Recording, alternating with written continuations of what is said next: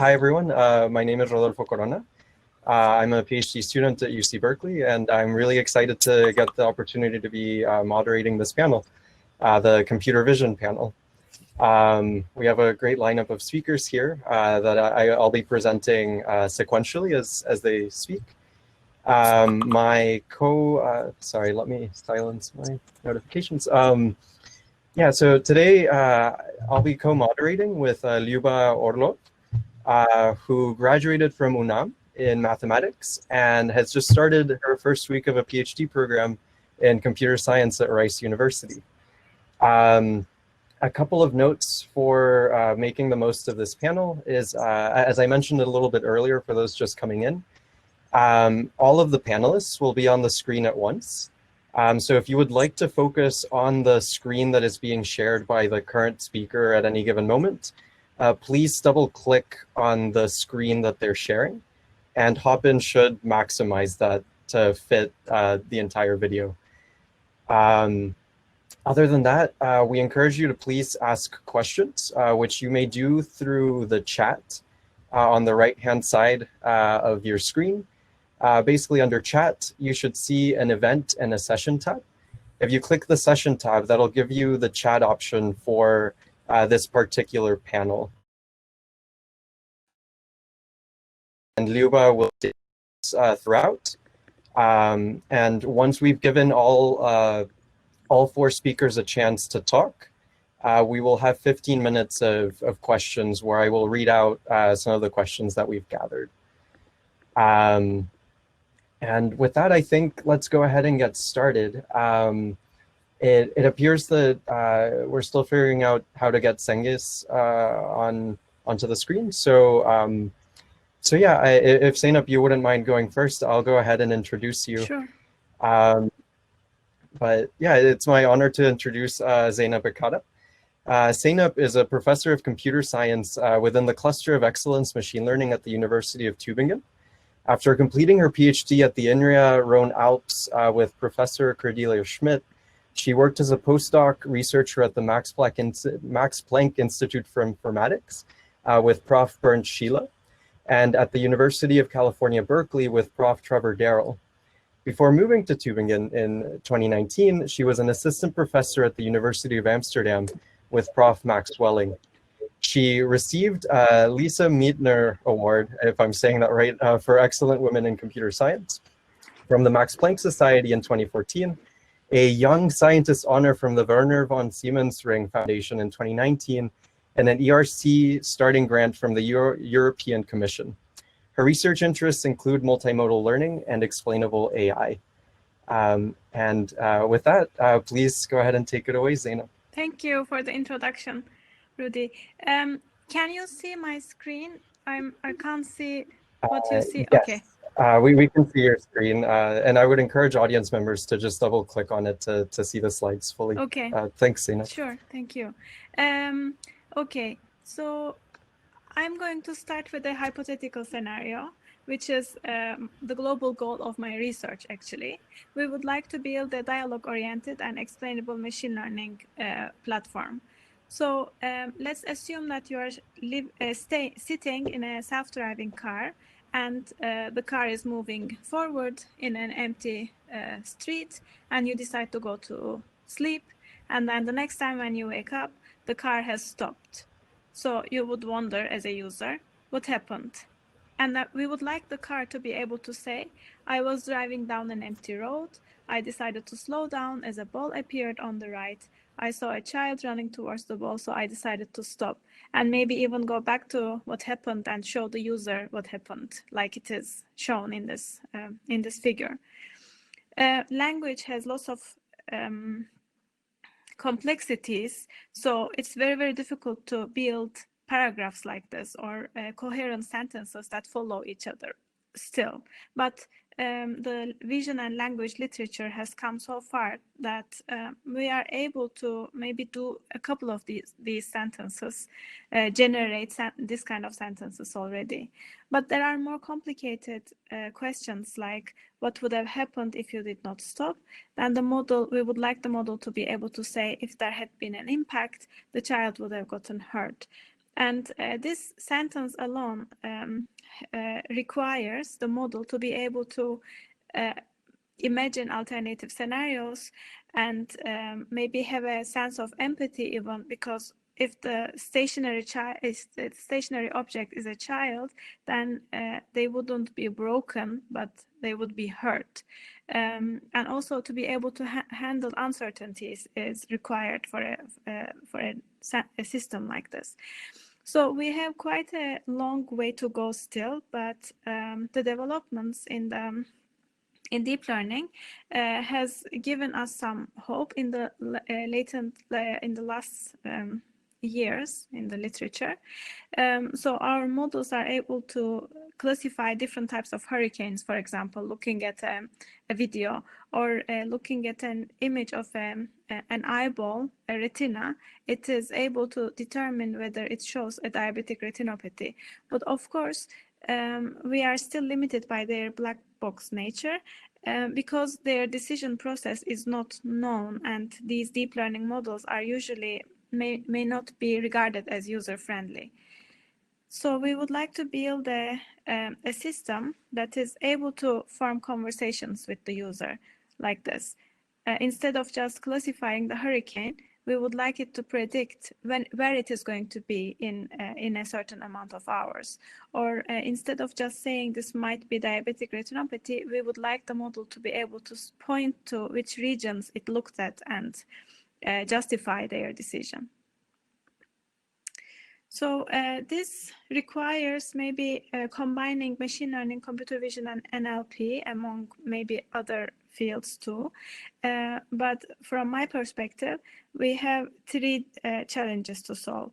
The first one is learning representations. This way we will be able to build models that can enable uncertainty and robust representations through despite the weak labeling. So we would like the model, like let's say a deep model that is able to give the decision, like I stopped as a ball appeared, and so I stop decision is done by a deep learning model, and the language model that follows it is just justifying the decision of the perception module by talking about the child that ran to the road.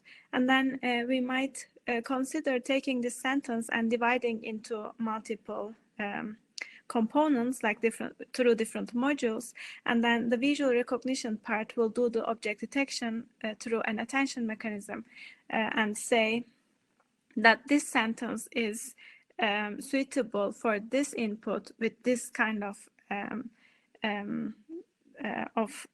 a ranking, basically. And we can so the model might generate multiple sentences like this, and the same procedure follows, and then we can rank the sentences based on how relevant they are to the input. So, and the explanations can be evaluated. The explanation evaluation can go back as a loop to the learning process, and this could improve the recognition, basically. So we have done some prior work on interpretability along these lines. The input was fine-grained bird image, and the user was asking what type of bird is this, and they were also asking for a justification, and then why not another class, and the model was able to say this object is a cardinal because of these properties that are present, and it's not another class because of the absence of these properties. And it was able to do that by imagining an image that comes from the alternative class, and the properties that are visible in that image will not be grounded in the original image, and that allows the model to decide which are these counterfactual properties. And then we have also applied the same language model, this post-hoc explainer, to videos of potentially self-driving cars. And without changing much from the language model, we were able to make it kind of explain the decision of the of a vehicle controller that was trained in a large set of video data set, along with justifying why the car has taken such a decision. The model was able to point to the evidence in the form of attention. And then when it comes to weak labeling, we have done some research which may be collected in the zero-shot learning setting, where the assumption is during training time, we have access to a set of images along with their attributes, the attributes being visually discriminative properties of these objects that are shared among different classes. So if the model is able to learn the meaning of an attribute, then for a completely unknown image, or that comes from a completely unseen class, then it is going to be able to say this image contains these properties, so it might be this class. And one way of kind of improving results for the zero-shot learning task could be using generative models as a data augmentation mechanism. Here I quoted a couple of the prior works that we have done using GAN, VAE, so generative adversarial networks, variational autoencoders, conditioned on language, and also a combination of the two. And we have shown that generating image features rather than images help, and using a hybrid model of the VAE and GAN improves results significantly. As a summary, in my research group, our aim is to explain machine learning, and the model. We would like the model to generate language-based justifications for a decision using limited supervision. And we believe that contrasting decisions using pointing to their causes and maybe also consequences is important to improve the trust of the user to the model's decisions. And also, of course, depending on the internal states of the user, the answer can be generated in many different ways. So, for example, if the user is colorblind, then the answer needs to take into consideration that the user may not be able to understand all the color-related properties. Okay, so I don't want to do an overtime. This is the end of my talk, and I would like to thank you for your attention. Wonderful. Thank you so much for a fascinating talk, Zeynep. Yeah, I think that this topic is super important, especially for applications where human lives could be at stake, or there could be liability concerns, etc. We definitely do need to have models that we can interpret. Anyways, as a side note, I would encourage, I'll remind the audience that we will be holding questions to the end for all panels, and we encourage you to please post questions on the chat. Anyways, I believe that Cengiz was able to make it onto the screen. Yes. Also, please correct me if I'm saying that wrong. It's actually almost close. Oh, wonderful. Great. So yeah, let me go ahead and introduce you, and then we can move forward. So anyways, Cengiz Oztireli is an associate professor at the University of Cambridge and a senior researcher at Google who is specialized in computer graphics, vision, and machine learning and artificial intelligence. His goal is to have a form of digital reality that is easy to create, manipulate, and experience. Some of the problems that he has been working on to realize this goal are understanding structures learned by neural networks, 3D capture, rendering, stochastic sampling techniques, geometry representations, neural geometry processing, 3D shape and pose estimation, character animation, imaging, as well as image and video processing. Thank you. We're very excited to have you, Cengiz. If you wouldn't mind taking it away now. Sure. Thank you. Thank you very much for the introduction. Actually, did I write the introduction? I can't remember, but it was a long one. I'm sorry about that. But yeah, I was just actually trying to share my screen in the meantime. I'm not sure what's going on with my machine, but just clicking on share your entire screen, nothing really happens. Do you think it's something else, maybe? Oh, I see. Yeah, I'm not sure if that's not working. I can go ahead and I'm also happy to share your slides if you wouldn't mind sending them to me. But I believe it might have something to do with the browser permission settings, or if you're on a Mac, there's also permissions that have to be set through for like screen sharing on the system preferences. Okay. I'm really sorry about this. I mean, the reason I couldn't try this before because we had our daughter very recently, actually, so I had to, yeah. But let me. Oh yeah, no worries at all. I think for now that there's a link that we can send you for troubleshooting. Perhaps we can. Yeah, perhaps we can move on to another speaker while that is figured out. Yeah, thank you, Cengiz, for your patience, and I apologize for the technical difficulties, everyone. Anyways, I guess next we would have Victor Fragoso. Victor, are you able to share your screen? Yeah, let's see. I think it was working a few minutes ago. Can you guys see my screen? Yes, perfect. Okay, excellent. Great. Let me just set link here in the chat, and yeah, I'll go ahead and introduce you. Okay. Thank you so much for being here, Victor. No problem. My pleasure. So Victor Fragoso, thank you. Yeah, Victor Fragoso is a researcher at Microsoft working on computer vision problems. He received his PhD from the University of California, Santa Barbara in 2014 under the supervision of Professor Matthew Turk. Before joining Microsoft, he served as an assistant professor at West Virginia University. He is interested in statistical modeling and scalable computational techniques for computer vision and machine learning. His aim is to create theoretically sound, robust, and scalable computer vision and machine learning algorithms.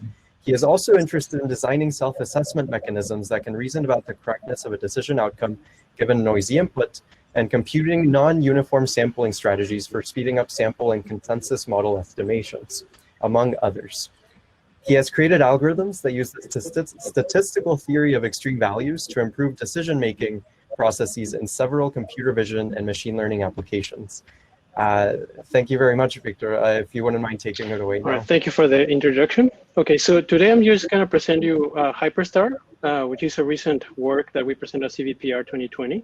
So this Hyperstar is essentially a neural network that recommends hyperparameters for training other neural networks. So recently, transfer learning has been one of the main ways of training models on new tasks, especially nowadays that we have a lot of services online where users can upload data sets and then the service figures out parameters to make that model actually get you good results. However, doing this can be time consuming, right, manually, because we have to fine tune many parameters such as what number of layers to fine tune, learning rate, and optimizers. So, and there are actually automatic ways to do so. There are methods that are called hyperparameter optimization methods that actually do this. A few examples of these are just plain random search, Bayesian optimization, hyperband, and sometimes combination of two. For example, BOHP, which is a combination of Bayesian optimization and hyperband. What we want to do here is actually remove one of the PDs of these methods. So these HPOs are actually task agnostic. And what we mean by that is that these methods actually do not preserve information of prior experiences that they actually learn by finding hyperparameters for several tasks. So all the procedure is actually repeated regardless of what task is actually coming into them. So what we want to do here is becoming or transforming these guys into being more aware of the tasks they're actually trying to optimize a neural network for. originally what happens is that we feed in these tasks, and then the HPO does a bunch of processing and then gets you back some optimal hyperparameter configurations. So Hyperstar basically wants to exploit prior information of other tasks that perhaps we trained before in an offline phase. So say, for example, that we train n tasks, and then we figured out that actually many of these tasks were similar, and also they were sharing hyperparameter configurations for the neural network. So we want that Hyperstar to learn that specifically. And so the benefits of doing this is that we can actually leverage that knowledge to actually recommend configurations by internally or implicitly comparing or learning how to compare these tasks or data sets, right? And then therefore we can actually predict the hyperparameter configurations that this network can actually be working well on. So the idea of Hyperstar is that, and then we will basically feed in the predictions of Hyperstar to an HPO, so that then an HPO can actually leverage that knowledge and then convert faster. So the approach that we took here is a fully supervised approach. So we will have a Hyperstar neural network that's going to learn this from prior experience. And this prior experience comes from an offline phase where we actually gather a lot of data sets or tasks, and also a bunch of hyperparameter configurations for models. So we actually had to train them on different configurations and then record the performances, right? So it's sort of like building a data set of data sets so that we can actually predict this performance. And then, so once we actually do that, and after actually training a lot of these models and recording all these hyperparameter configurations and their performances, then the idea will be to generate have an architecture that learns from this metadata set, which is comprised of a set of tasks and performances given some configurations, and then feed it to Hyperstar such that we can actually predict the configurations. So this is how we envision it to work after having a Hyperstar model trained. So given an unseen data set and some configurations that maybe the user is interested on, we will feed that into Hyperstar. And then Hyperstar, given its prior knowledge coming from the metadata set, it will predict performance of this unseen task or data set over these configurations. And then given those predictions, we will pass it to the HPO. And then the HPO is going to feed that into another, it's going to return the best hyperparameter configuration for the underlying method, hopefully faster. So in order to do that, this is the design that we came up with for Hyperstar. So we have to process two things, a data set of images. And so as you can see here in the bottom branch, we have a ConvNet. And since we need to actually represent a whole data set, what we do is that we actually have to aggregate several features from these images into a single vector, basically. And then we basically do some transformation to get a representation for that data set that we call T. Also, we pass in the hyperparameter configurations, and we encode them as one-hot encodings. And then those vectors are actually passed through another neural network in order to learn a representation that we call S. We finally just concatenate these two to learn a hyperparameter configuration and dataset space, and then pass it to another neural network that's going to actually learn a function to predict the performance of this dataset given these configurations. Okay, so this is basically the loss that we used for this project. So essentially it has three main components. The first one, that is regression here, essentially is just penalizing the predictor to make bad predictions. The second term is actually something very interesting that is called inter-task similarity, in the sense that if we identify that some tasks were performing well on some configurations, in the embedding space of these tasks, they should be actually close to each other. But if they are actually performing bad on the same configuration, therefore the two datasets or tasks should be far away from each other. And then the third term is something that is called inter-task variance. And this is just to mitigate the issue that we cannot pass the entire data set to a GPU, right? We have constraints. So we actually had to subset samples from a data set and then to make it feasible, right? So what we're imposing here is that every subset, the representation for that subset that we're sampling in order to train Hyperstar, they actually have to be close to each other or similar to each other. So of all the subsets we can sample from the same data set, we all, all the representation has to be very similar to each other. So this is basically an overview of how we train this. You can see the details in the paper. And then, so as I was mentioning, Hyperstar really needs of an HPO, because that's the way we can actually leverage all the predictions that Hyperstar is actually giving us. So in order to test this, we actually grabbed an HPO called Hyperband. And what Hyperband does is very simple. They basically random sample configurations. They let it run for a period of time, as you can see in that plot. And then after a certain point, you stop and then you assess the performance you're getting, and then you kill half of it and then you keep the other half. And then you continue training and so forth. You repeat this process until you find the optimal configuration. The main bottleneck here is that it actually uses random sampling. So the idea of the combination of Hyperstar and Hyperband is that because we give a recommendation of configurations, we can actually use that prior knowledge to benefit better the configurations that we believe are gonna work best for the unseen task. So some experiments here. So basically in the top right plot that you see here, the orange curve is actually Hyperstar combined with Hyperband. And then the other two lines are other HPO methods. And then y-axis is basically the accuracy, and x-axis is the time budget that we have in order to get this configuration and then train the network. So as you can see here, the orange curve is actually above the other HPO methods, which are task agnostic. But Hyperband with Hyperstar actually requires lesser time because of this prior knowledge that is leveraging from prior experiences. So on two different models, we observe the same pattern. Say, for example, if you want to train SE-ResNet X50 or ShuffleNet, you observe on different tasks that we have the similar behavior. The orange curve is above the other curves, and that means that actually we require lesser time in order to achieve or find the optimal configuration for this. So overall, that's Hyperstar. We're super excited about this, and yeah, we believe that we should explore this more in depth, as it is very beneficial for many companies that are actually moving towards machine learning as a service. So with that, I finalize.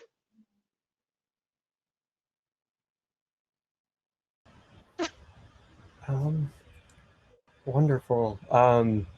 Yeah, thank you so much, Victor. This was an exciting talk. I'm not super familiar with meta learning or these topics, but I don't know. I find it really interesting to think of like what kinds of features might be shared among tasks, etc.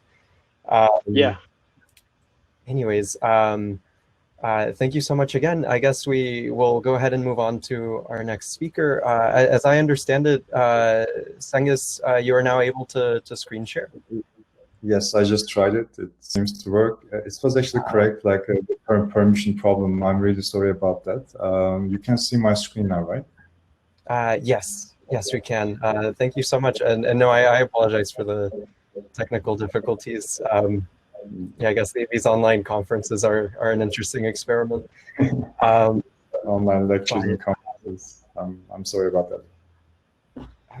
Oh, no, please don't worry about it. Anyways, it's my pleasure to again reintroduce Cengiz Oztireli. If you wouldn't mind, Cengiz, please take it away. Sure. Hi, Cengiz from University of Cambridge and also from Google. Today, actually, I wanted to talk a bit about how we've been using essentially graphics for machine perception or vision tasks. My background is actually in graphics. I've been doing research in graphics for many years. I mean, not too many years, maybe as compared to some others, maybe like years. And then as time to realize, the learning techniques and image processing is taking, like a new leap, and all graphics researchers, I think, pretty much at the time realized, okay, now maybe we can use this for our problems. And then for me, it turned out that I was more interested in vision and machine learning problems, so I slowly transitioned into that. And today I basically wanted to talk about these ideas that we've been combining from graphics, vision, and machine learning in this context of how 3D animations can actually help us solve some of the challenging, essentially inverse problems that we're having. So if you look at this whole evolution I've been telling you, basically there are 3 pillars, right? So one is the algorithms. By algorithms, I mean the architectures and neural networks and how you train them, etc. And this is, of course, tightly coupled to computing. But one can argue that all these advances would have been impossible without data, right? And there is actually very good evidence for this, of course. If you look at ImageNet, basically before ImageNet, the accuracy of what you could do for image processing for different tasks was not really on par with even if you had all the algorithms and excellent architectures from the past decades, we didn't have the data. And then it seemed to work quite well. And now we have a new one. Over the last years, we have ShapeNet that we can use for 3D. And this evolution is going forward, basically with new data sets. And as we gain more data, we get more accuracy, we get more traction. So I think it's a very good cycle now we're having. And there are actually a couple of problems with the cycle, with the data that we want to have. The first one is actually for us 3D researchers. I typically work with scene understanding, scene capture in 3D, etc. Capture is a big problem. I mean, I worked at Disney for 3 years. And over those 3 years, it was always these big setups and captures, commercial systems that are coupled with research questions that we should really deploy in order to capture really movie level geometry and other details like lighting, etc. So capture is a big problem. Accuracy is a big problem if you want to do real data. Of course, the world is very complex. The tails of distributions are really heavy. And you cannot capture everything. So this is another big problem in a setting where you just want to produce movies. Of course, you capture certain actors and certain scenes, but overall, if you want to do it like so-called in the wild, then it's a different story. And annotation obviously is a big problem. I mean, it's not only about capturing from sensors. You also most of the time need to annotate what you capture. And of course, like I've been approached by many companies over the years, they do purely annotations. They can send people over to you, or they just have this task force, a lot of people clicking all around. So annotation, like for real data, is also a big hassle at the moment. So to basically just sidestep all these problems, what we've been doing is synthesizing data. I just took pictures from 2 of our former papers. The first one is from 3 years ago, where we wanted to capture the shape of a shirt. And the shirt, of course, it has a characteristic deformation implied by the geometry and by the material the shirt is made of. And we couldn't really capture it. I mean, the setups we have, we couldn't get all the details, etc.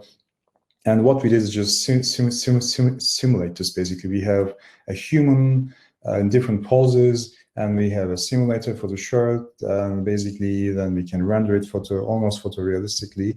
And then we just use this data set. It was then possible to basically work on all these techniques and how they would be applied to simulation, etc. And then I've been working a lot on hands, gesture recognition, pose estimation. And for this, actually, most of my papers, they're using also a synthetic data set that we evolved over time. So this is actually from an earlier version of that. And of course, like the models are getting more photorealistic, we get more poses, etc. But basically, for these 2 cases and for many cases, for us, synthetic data work pretty well without all the problems that comes with real data. And now actually we can also do it at scale. There are all these new rendering engines. This is actually Unreal 5. As you can see, this is actually rendered in real time. So it's almost, it's actually quite surprising for me. It's almost movie quality for some scenes. Sometimes not so photorealistic, but we're really getting there. So we can also do this synthesis at scale, I feel, in a couple of years probably. And in certain settings, this is already being done. For example, NVIDIA has this simulator for roads and cars. So basically, then you can use the synthesized images for training for self-driving cars. And there are other companies like this company.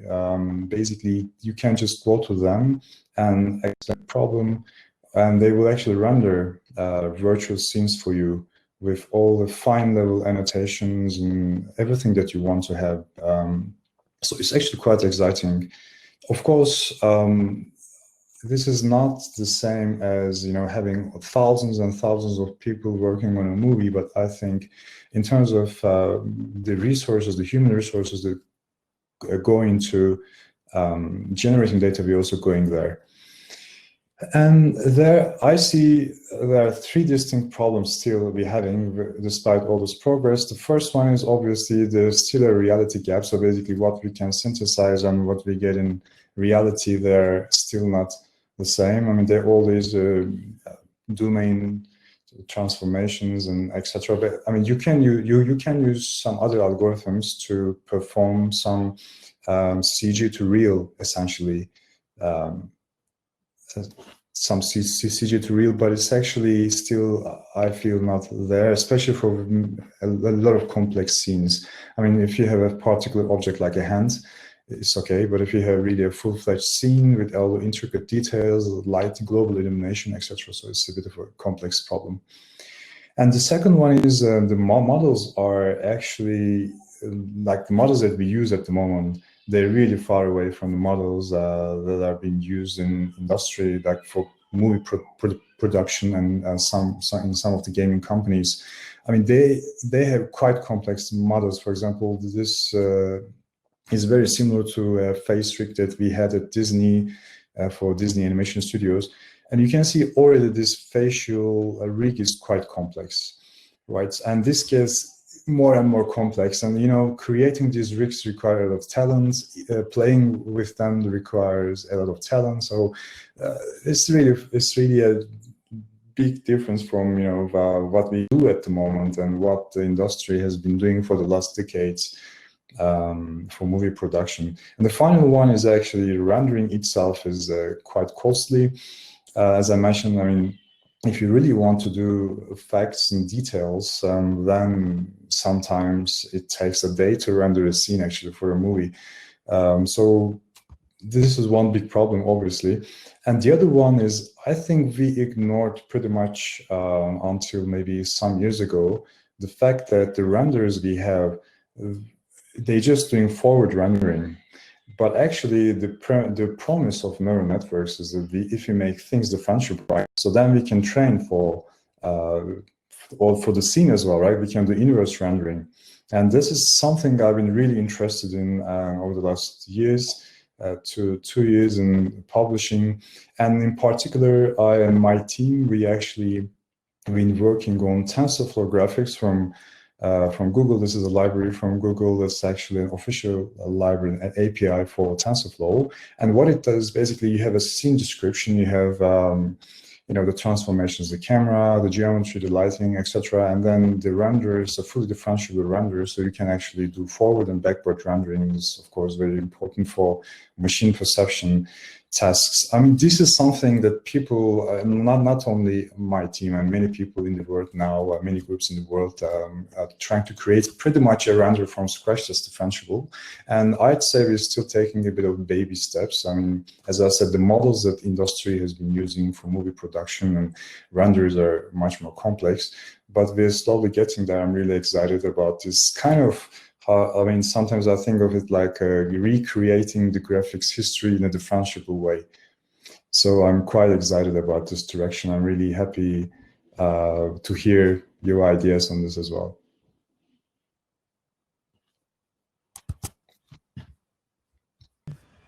Wonderful. Thank you so much, Cengiz. We really appreciate it. And yeah, it's really exciting to be seeing like this surge of resources for the 3D vision community. Anyways, I think now we'll move on to our last speaker for the panel. Vicente, are you able to share your screen? Yes, I should be able to. Wonderful, thank you. I'll go ahead and start introducing you. Okay, so next up we have Vicente Ordoñez-Roman. Vicente is an assistant professor in the Department of Computer Science at the University of Virginia. He spent a year as a visiting research fellow at the Allen Institute for Artificial Intelligence in the Computer Vision Group. His research lies at the intersection of computer vision, natural language processing, and machine learning, and he is especially interested in analyzing and mining useful human insights from the enormous amounts of images with associated texts. He is also interested in big-scale visual analytics by learning models that can perform high-level perceptual tasks for applications in social media, urban computing, and everyday activities. He is a recipient of the 2013 IEEE MAR Prize in Computer Vision, Best Long Paper Award at EMNLP 2017, and faculty awards from Google, Facebook, and IBM. We are so happy to have you here, Vicente. If you wouldn't mind taking it away now. All right, thanks. So yes, I would like to talk about some of the work I've been doing in my lab, some of the kind of work I've been pushing, and some of the things that I believe are going to be important to develop the next generation of models for visual recognition. So I draw a lot of my inspiration from my work on language. So I've done a lot of work on vision and language. And for me, languages are this fascinating thing. I mean, you can start with a bunch of seemingly random sets of characters like the ones I'm showing you on the left. I mean, we don't know what those mean. We just see things that look like words, right? But, you know, this is a small vocabulary in some language. But even with this very small vocabulary, you can already start to understand very complex concepts, even though you have a very limited vocabulary. For instance, la porte means the door, and maison means the house, and fermé means it's closed. So it says, you know, it's a house with a door closed. And with the same set of concepts, you can express this differently just by changing some small part of the sentence. You can see that even if I didn't tell you what each of these words mean, you can see what the change in the word changes in the image. So you can build those mappings between text and images very easily, even if you have not seen a lot of examples. Here's another example. So here's another sentence. It's quite complex. It's composed of several of these concepts I'm showing on the left.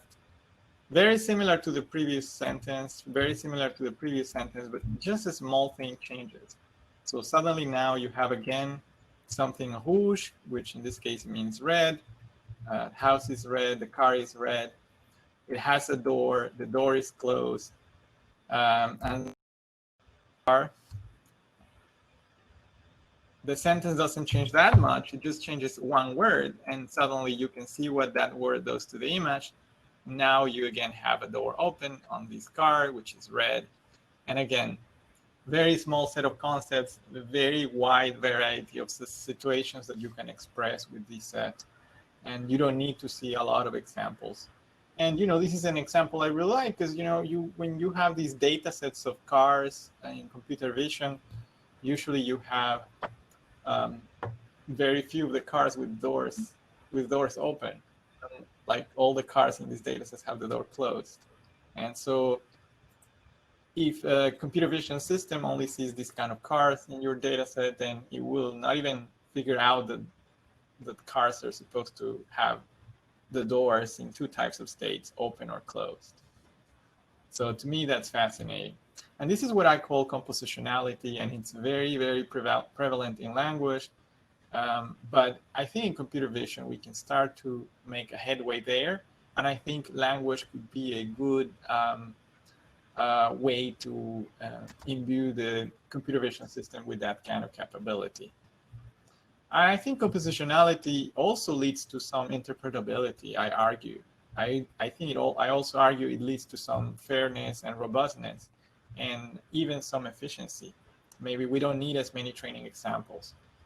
And I will try to argue a little bit for interpretability here. For instance, here is an image captioning model, I mean, very widely used today. I mean, in vision and language, I mean, you have an image, and then you have that image go into a neural network, which is usually a combination of a convolutional neural network and a recurrent neural network, and then you get an output sentence describing the image.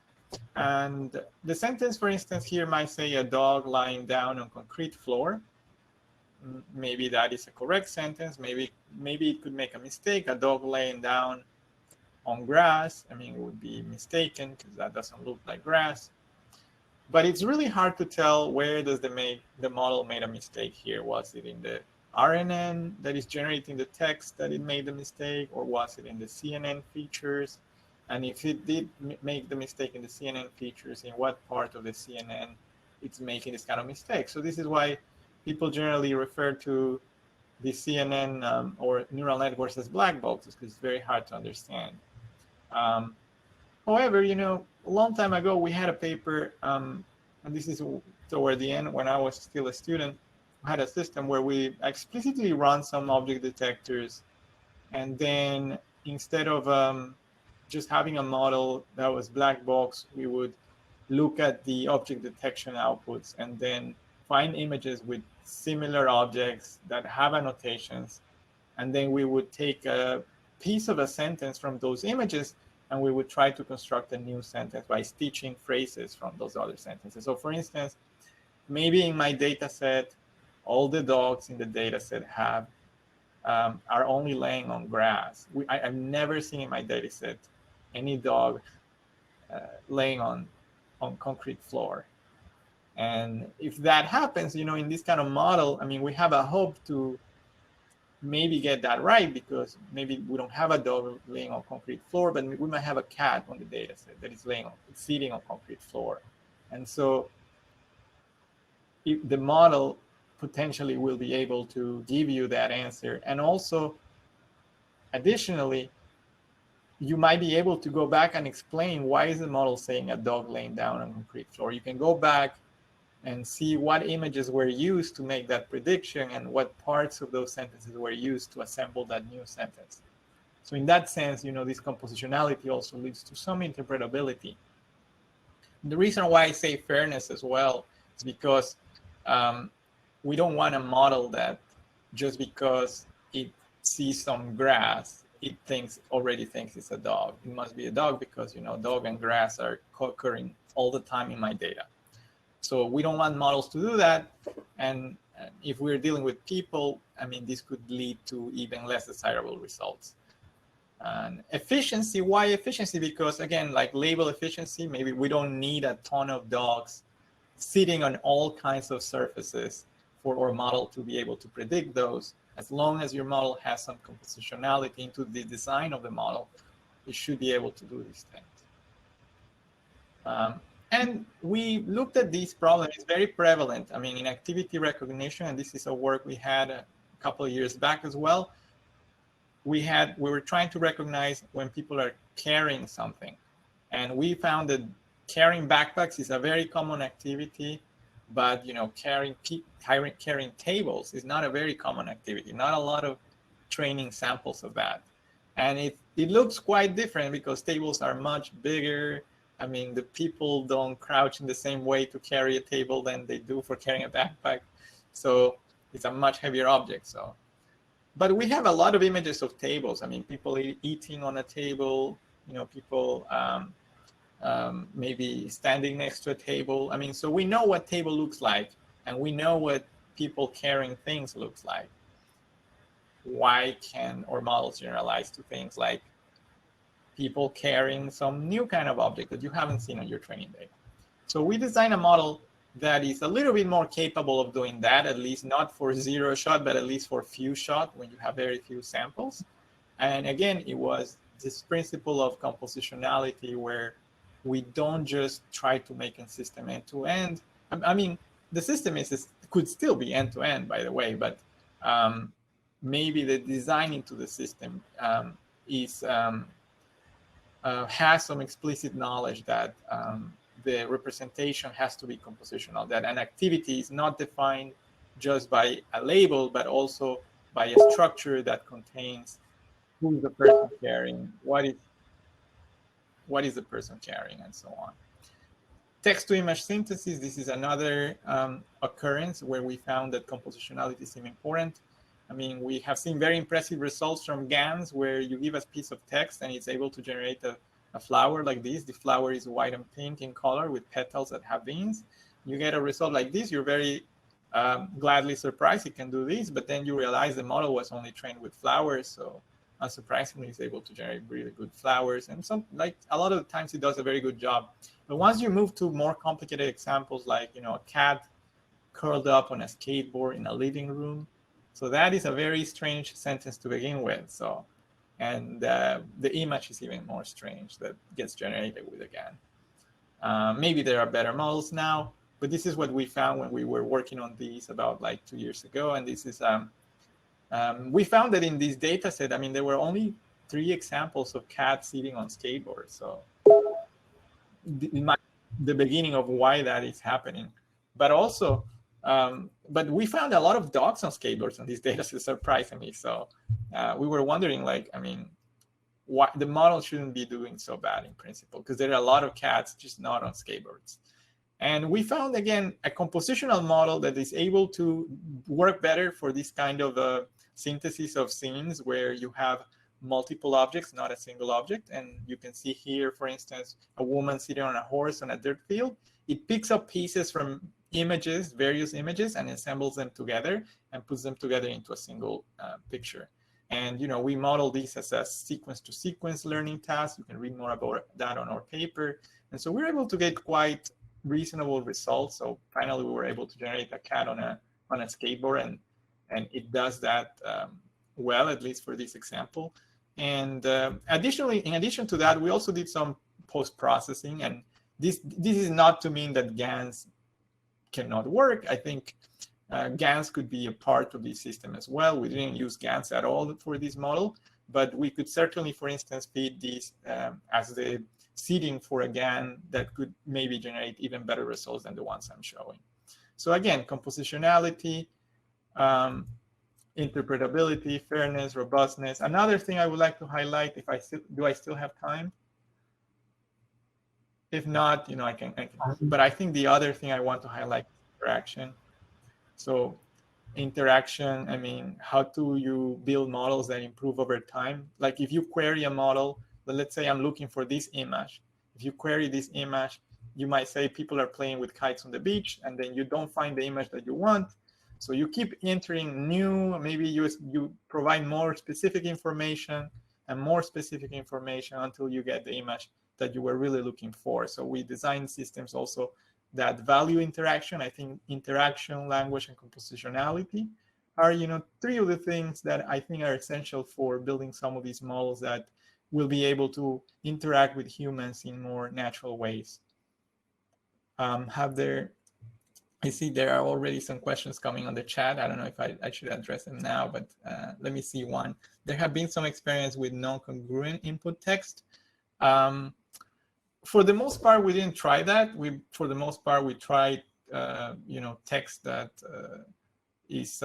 has been used for benchmarking these models, and I don't think it's incongruent text, but we did look at text that maybe was a little bit more unusual, like what I mentioned, a cat on a skateboard and unusual combinations maybe of objects, but not necessarily unusual text. And finally, I mean, another big theme in my group has been looking at deep learning models as software. And the same way one finds bugs in software by looking at inspecting the software and looking at code coverage tests, we are looking also at neuron coverage tests and see what are the paths in a neural network that maybe are underutilized and could be subject to malicious manipulation by an adversarial agent. So that's another big theme in our lab. And finally, I just want to thank my students and collaborators for all the work I just presented. Wonderful. Thank you so much, Vicente. So we're running a little bit short on time. I think we might bleed slightly into the next session. But if folks want to swap sessions at 12:30, please feel free to do so. I'll go ahead and ask a first question, which I think is open to to everyone, but might be well suited for Zeynep or Vicente. And the question is from the chat, how do you think NLP can leverage image information for better understanding of informal language, e.g. social media posts? If I can maybe add a little bit to this, in your experience or opinion, like how do you think language can be used as maybe a regularizer or as added signal for help improving, the computer vision tasks that you're doing? If that question makes sense. I don't know if Zeynep or... Sure.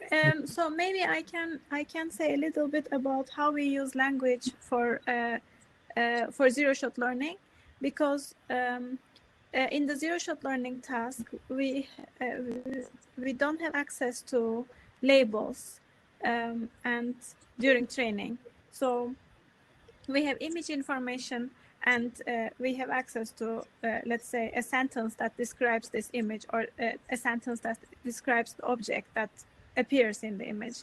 And then we can use a language model to extract vectorial representations from these sentences. And then the task becomes how to find a common embedding space between visual input, visual information that comes from images and that comes from sentences. And then after this embedding space is learned, an image that comes from a completely different class, all you need to do is to project this onto that space of like common embedding space. And then this space can only be learned with the help of language, basically. So there are tasks like zero-shot learning which require language for us to be able to perform them in the first place. I see. Thank you, Zeynep. Yeah, this reminds me of a point I read in a paper once about how like language gives like a rich signal for, I guess, the types of abstractions that might be useful for a model to learn, or features, yes, etc. Also, Vicente presented this text-to-image generation. I believe language is necessary to be able to do these tasks too. Mm-hmm. Right. Thank you. Yeah, for me, I agree with all that Zeynep just said. I mean, on top of that, I will add, I mean, there has been a lot of progress recently on self-supervision for training just generic feature representations for all kinds of visual recognition tasks. And I think we will see probably more of, I mean, a lot of pre-training right now in computer vision relies on the ImageNet dataset, but I think there are weakly annotated resources with text that might be larger, if not, if not as accurate. There will be a lot more noise, but I think as the self-supervised and weakly supervised methods for visual representation learning get better, we will be able to leverage these kind of resources a lot more, I think. See. Great. Thank you all so much. I might ask a question now to Victor. So people in the audience were wondering if and how presented useful, of classification in vision. What about using them for 3D structures, videos, point clouds, maybe embodied settings? They're wondering what your thoughts might be on like expanding or fine-tuning your method for those families of tasks. Yeah, good question. So yes, it's possible. We actually started exploring the extension of object detection, and it's working as well. I guess the main premise here is as long as configurations agreed, basically that the similarity on tasks based on the configurations, is successful or applies, then this for sure can be extended to many other tasks. So at least I can tell you that for object detection, it does work. There are a little bit of adjustments there, but yeah, definitely. That's a good question, and we're still exploring that aspect too.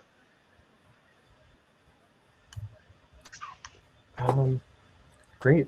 Thank you so much. Yeah, I believe Zeynep had to leave for another for another thing at 9. Well, for her it's 9:30 right now. But yeah, thank you so much, Victor. I have a question for Cengiz from the chat. This audience member says that they're not well versed in rendering, but they're wondering if you could speak more about what are some of the areas of opportunity, or some of the open problems that could be directly tackled with the TensorFlow graphics library that you mentioned. Thanks. Yeah, thanks for the question. Yes, actually there are a lot of problems, but essentially it's the rendering problem, right? So of course, like operations we having, and many steps of light transport are differentiable, but there's one particular step, basically occlusions of the visibility function. If you do lighting, some light is occluded by some objects, so this is not continuous.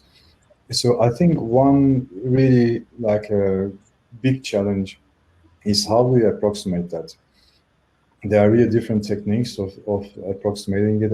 If you're doing a rasterization-based render, then, for example, you could smooth out a bit the triangles. If you're rendering a mesh, you could do splatting. That's what we've been doing. Basically, splatting is just having for each point having a disk, but it's not a hard disk like smooth boundaries. If you're doing ray tracing, then there are some other tricks that are a bit more complex. But basically, this visibility function, if you can really solve how you can maybe also dynamically during training make it smooth, but it approaches slowly to the actual light transport, it would be actually like a big step. So I think this is the biggest research question we're having for differentiable rendering. But I mean, practically also, if you think about these libraries, I mean, so the rendering libraries are actually quite advanced. I mean, there's Houdini, Renderman, Unreal, etc. So it took decades to develop these, and this global illumination and simulating light transport is not easy, and also not very fast. So there have been a lot of research going into making them faster, but now we're building pretty much everything from scratch. So as I said, we're kind of recreating the graphics history, but of course we have all the experience from the past. So now also the practical question is what should we ignore in this light transport such that we actually still can get a good subset of the scene that we want to capture fast, right? For example, caustics. Maybe it's not very important for most of our machine learning algorithms to work correctly, but global illumination, it's actually agnostic to all these kind of effects, right? So it's just assumes the scene description, just runs the transport simulation with Monte Carlo integration. But we can make it a bit smarter to really capture our cases with machine perception. I think this is the second big question, because it's not feasible to just, so I mean, assume that we take a Renderman, make it fully differentiable, still it's not feasible to really use it in practical problems. It could take years, basically, to really inverse render from a complicated scene to the scene description. And I'd say the third last part is about architectures and priors and inductive biases that you want to induce. So if you want to introduce into these architectures, I mean, you cannot just assume like a generic architecture and do end-to-end training. You really need to model each and every component, but how much? I mean, I think a good example is the camera. It's like camera, of course, it's a bunch of parameters, right? So there's orientation, where the camera is also some intrinsics. But some papers show that actually you can just plug in a neural network with some thousands of parameters and learn these, and it will be actually a much more accurate learning than just using the camera parameters themselves. So, but where should we do this? Where should we not do this? Transformation representations, should it be a dual quaternion? Should it be some frame-based? So basically, all these answers we now need to answer. So all these questions we need to answer for this new differentiable rendering library. I think this is the third big question. Mm-hmm. Wonderful. Yeah, thank you so much. I'm excited to see like developments that are made with that. Anyways, unfortunately, it does appear that we've bled into the next session, so I think it might be prudent to stop here. But I wanted to take another chance to thank all of our speakers so much for being here. It has been an honor to have you, and it's been fascinating about your work. Yeah, I encourage everyone to continue participating in the conference with the next panels that are just starting. Thank you so much again. Thank you. Bye.